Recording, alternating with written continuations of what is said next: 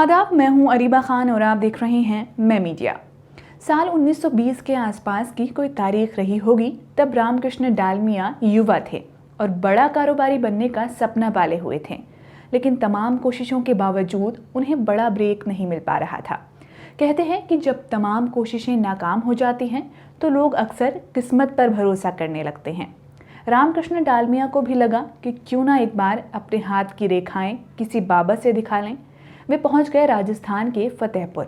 उन्होंने पंडित मोतीलाल ब्याला से अपनी किस्मत की रेखा देखने को कहा।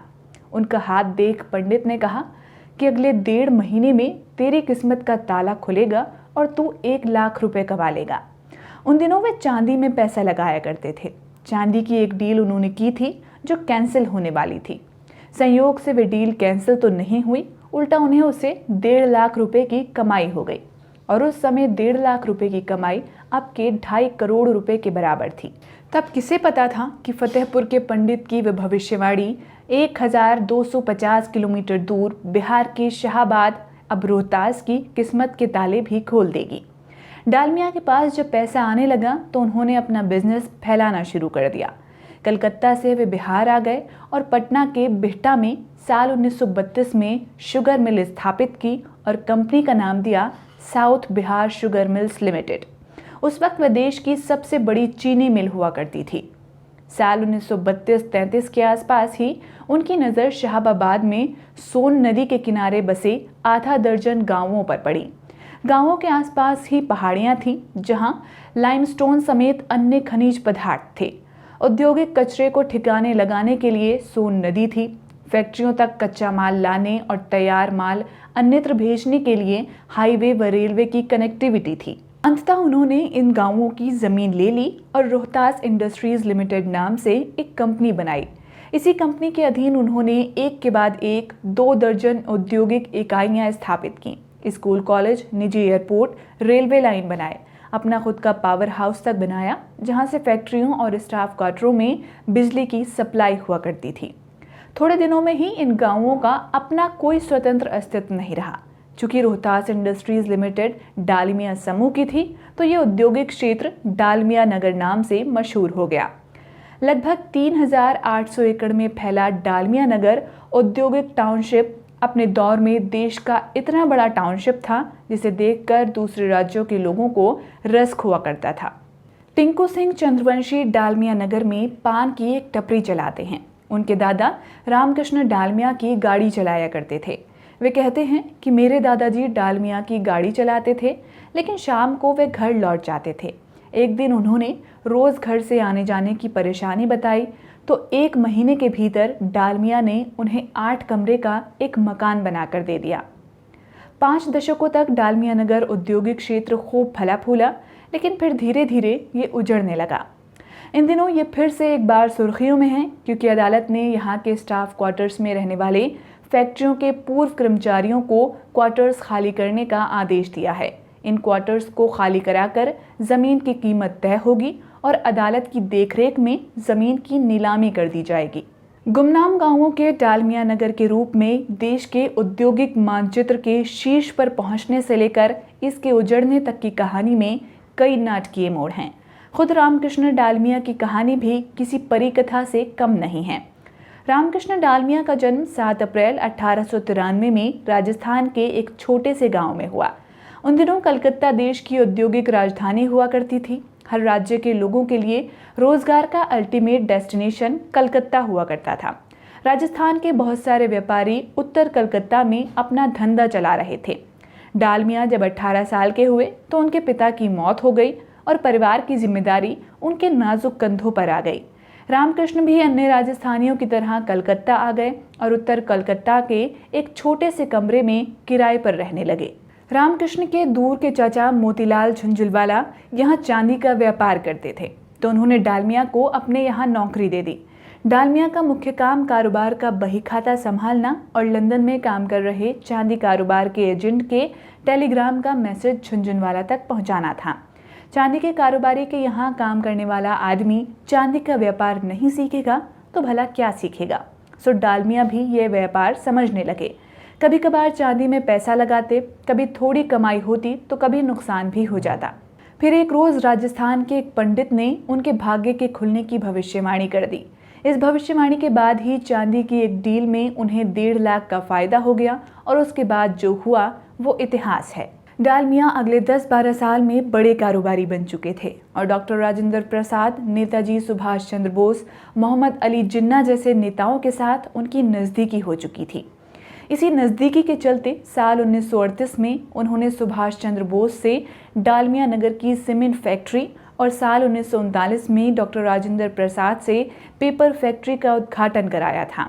मोहम्मद अली जिन्ना से उनका लगाव कुछ अधिक था। जब देश का बंटवारा हुआ तो मोहम्मद अली जिन्ना के दिल्ली वाले घर को डालमिया ने ही खरीदा था। वहीं पंडित जवाहरलाल नेहरू के वे आलोचक थे और गौ हत्या के खिलाफ उस वक्त उन्होंने बड़ा अभियान चलाया था। रामकृष्ण डालमिया ने अपने जीवन में कुल 6 शादियां की, मगर उन्हें कोई पुत्र नहीं हुआ। हालांकि यह स्पष्ट नहीं है कि उन्होंने इतनी शादियां पुत्र की चाहत में की थीं या कोई और कारण था। अलबत्ता उनकी एक बेटी थी जिसका नाम रमा था। उसका विवाह 1932 में ही डालमिया ने उत्तर प्रदेश के एक जमींदार साहू शांति प्रसाद जैन से कर दी थी। जैन को तुरंत ही कंपनी के आर्थिक मोर्चे की जिम्मेदारी मिल गई। धीरे धीरे उन्हें डालमिया समूह के बिहार, बंगाल और उड़ीसा में फैले कारोबार मिल गए, जिसमें रोहतास इंडस्ट्रीज लिमिटेड भी एक था। बाद में डालमिया समूह से साहू शांति प्रसाद जैन के रिश्तेदार श्रेयांश प्रसाद जैन और बाद में रामकृष्ण डालमिया का छोटे भाई जय दयाल भी जुड़ गए। जैन के इस समूह से जुड़ने के बाद डालमिया समूह का नाम बदलकर डालमिया जैन समूह कर दिया गया। देश की आज़ादी तक इस समूह ने लगभग हर क्षेत्र मसलन cement, paper, insurance, cold storage, automobile, asbestos में घुसपैठ कर ली थी। देश भर की दर्जनों फैक्ट्रियां खरीद ली थीं। यहाँ तक कि कारोबारियों के लिए भारत बैंक लिमिटेड नाम से एक फाइनेंशियल संस्थान भी खड़ा कर लिया था। देश की आज़ादी तक इस बैंक की देश भर में 292 शाखाएं खुल चुकी थीं। मारवाड़ इंडिया नाम की पत्रिका ने अपने एक लेख में लिखा है कि उस वक्त टाटा और बिरला के बाद डालमिया देश का दूसरा सबसे बड़ा कारोबारी घराना बन गया था। जिस तेजी से ये समूह औद्योगिक मानचित्र पर उभर रहा था, उसी तेजी से लोगों में समूह को लेकर संदेह भी पैदा हो रहा था। 60 के दशक की शुरुआत में ये बातें आम चर्चा का हिस्सा बन गई थी कि डालमिया जैन समूह ने आर्थिक हेराफेरी कर अपना एम्पायर खड़ा कर लिया है। वित्तीय गड़बड़ियों के आरोपों के मद्देनजर तत्कालीन प्रधानमंत्री पंडित जवाहरलाल नेहरू ने समूह की जांच के लिए एक सदस्यीय जांच कमेटी का गठन कर दिया। सुप्रीम कोर्ट के जज विवियन बोस को कमेटी का प्रमुख बनाया गया। जांच कमेटी की रिपोर्ट पर राज्यसभा में बहस के दौरान तत्कालीन राज्यसभा सदस्य प्रोफेसर AR वाडिया ने कहा था कि विवियन बोस की रिपोर्ट को पढ़ते हुए भयावह अनुभव हुआ। कंपनी कानून और भारतीय दंड संहिता में जितने भी अपराध दर्ज हैं, शायद ही इनमें से कोई अपराध ऐसा है जिसे डालमिया जैन समूह ने नहीं किया है। इसके बाद 1955 में तत्कालीन सांसद फिरोज गांधी ने डालमिया जैन समूह के खिलाफ मोर्चा खोल दिया था। उन्होंने डालमिया जैन समूह पर वित्तीय हेराफेरी के बेहद गंभीर आरोप लगाए। पहले विवियन बोस की जांच रिपोर्ट में वित्तीय गड़बड़ियां उजागर होने और फिर फिरोज गांधी द्वारा सार्वजनिक तौर पर गंभीर आरोप लगाने से कंपनी की साख पर गहरा असर हुआ और जाहिर है कि इसका असर डालमिया नगर पर भी पड़ा। माना जाता है कि 60 के दशक के मध्य के बाद से ही डालमिया नगर के भी बुरे दिन शुरू हो गए, लेकिन इसका असर उतना जल्द नहीं दिखा। 1970 के बाद से डालमिया नगर औद्योगिक कस्बे का इकबाल गिरना शुरू हुआ। तब की स्थितियों के बारे में स्थानीय निवासी व यूथ इंडिया के संस्थापक व अध्यक्ष शिव गांधी कहते हैं कि उस वक्त बहुत सारी श्रमिक यूनियनें बन गई थीं, जिनका कतिपय लोगों ने निजी स्वार्थ के लिए इस्तेमाल किया। उस वक्त लगातार आंदोलनों के चलते मालिक परेशान हो गए थे और धीरे धीरे यहाँ के फूलते फलते उद्योग में गिरावट आने लगी। संघर्षशील श्रमिक संघ से जुड़े सियाराम यादव, जो डालमिया नगर की पेपर फैक्ट्री में काम किया करते थे, शिव गांधी की बातों से सहमति जताते हुए कहते हैं कि उस वक्त श्रमिक यूनियनें अनर्गल आंदोलन भी किया करती थीं। इसी बीच बिहार सरकार ने बकाया बिजली बिल के चलते कारखानों में बिजली सप्लाई बंद कर दी। 1970-71 के आसपास ही बिहार में, खासकर दक्षिण बिहार में नक्सलबाड़ी आंदोलन जैसी ही सुगबुगाहट शुरू हो गई थी, जो आने वाले सालों में और घनीभूत हुई। बिहार सशस्त्र नक्सली आंदोलन की चपेट आ गया और इनसे मुकाबला करने के लिए ऊंची जातियों के भूस्वामियों ने अपनी निजी सेनाएं बनाई, जिसके बाद राज्य में जातीय हिंसाओं का भीषण दौर चला। उस दौरान कानून व व्यवस्था की स्थितियां भी बिगड़ गई थी। लूट, किडनैपिंग आम हो गई थी, जिसके डर से डालमिया नगर औद्योगिक क्षेत्र में रहने वाले अफसरों में डर बैठ गया था और वे वहां से भागने लगे। तब तक रामकृष्ण डालमिया भी समूह में बहुत सक्रिय नहीं थे। उनके दामाद और नाती सब कुछ संभाल रहे थे। माना यह भी जाता है कि रामकृष्ण डालमिया की निष्क्रियता में उनके वारिस बढ़िया प्रबंधन नहीं कर सके। रामकृष्ण डालमिया बूढ़े हो चुके थे और डालमिया नगर को बर्बाद होते हुए सिर्फ देख रहे थे। 26 सितंबर 1978 को 85 साल की उम्र में उनका निधन हो गया। माना जाता है कि इन सबके सम्मिलित असर ने डालमिया नगर के औद्योगिक क्षेत्र का भट्टा बैठा दिया और सितंबर 1984 में यहाँ की सभी इकाइयाँ बंद हो गईं। डालमिया नगर की औद्योगिक इकाइयों में काम करने वाले प्रबंधकीय अधिकारी व अन्य अफसरों को वापस बुला लिया गया। उसी साल कंपनी के क्रेडिटर अजीत कुमार सिंह कासीवाल ने पटना हाई कोर्ट में याचिका दायर कर दी। साल 1986 में पटना हाई कोर्ट ने रोहतास इंडस्ट्रीज लिमिटेड की संपत्ति बेचकर कर्जदाताओं व पूर्व कर्मचारियों के बकाये के भुगतान के लिए एक लिक्विडेटर नियुक्त किया। उस वक्त तक डालमिया नगर में स्टाफ क्वार्टर्स, औद्योगिक इकाइयों के परिसरों को मिलाकर कंपनी के पास कुल 219 एकड़ जमीन थी। इसी बीच कंपनी के लगभग 12,000 पूर्व कर्मचारियों ने बकाया भुगतान के लिए साल 1979 में सुप्रीम कोर्ट का दरवाजा खटखटाया, तो सुप्रीम कोर्ट ने बकाया भुगतान के लिए एक पुनर्वास आयुक्त नियुक्त कर दिया। इन नियुक्तियों के बावजूद न तो कंपनी के लिक्विडेशन का मसला सुलझा और न ही कर्मचारियों के बकाया भुगतान का। ऐसा नहीं है कि साल 1984 में रोहतास इंडस्ट्रीज लिमिटेड की औद्योगिक इकाइयों में तालाबंदी के बाद इसे दोबारा उबारने का प्रयास नहीं हुआ। एक बड़ा प्रयास साल 1990 में सुप्रीम कोर्ट के आदेश पर हुआ था। उस वक्त कोर्ट ने बिहार सरकार और केंद्र सरकार से 35 करोड़ रुपए जमा कर कंपनी दोबारा शुरू करने को कहा था। बिहार सरकार ने 35 करोड़ रुपए जमा किए थे और कंपनी की सीमेंट फैक्ट्री में दोबारा काम शुरू हुआ था, लेकिन यह 2 साल तक ही चल पाया। लालू प्रसाद यादव जब यूपीए 1 की सरकार में रेल मंत्री बने तो उन्होंने उच्च क्षमता वाली फ्रेट बोगी बनाने की फैक्ट्री स्थापित करने के लिए साल 11 जनवरी 2007 में रोहतास इंडस्ट्रीज लिमिटेड की पेपर मिल की जमीन खरीदी। बताया जाता है कि उस वक्त पटना हाईकोर्ट के आदेश पर उक्त जमीन व वहां बंद पड़ी फैक्ट्री के स्क्रैप की नीलामी हो रही थी। इस बात की जानकारी कुछ स्थानीय विधायकों ने लालू प्रसाद यादव को दी, तो उन्होंने हाजीपुर जोन के अधिकारी को फोन पर कहा कि किसी भी कीमत पर उक्त जमीन खरीदी जाए। सियाराम सिंह यादव कहते हैं कि उस नीलामी में जमीन की बिडिंग 130 करोड़ रुपए तक गई थी और रेलवे ने 140 करोड़ की बोली लगाकर जमीन खरीद ली।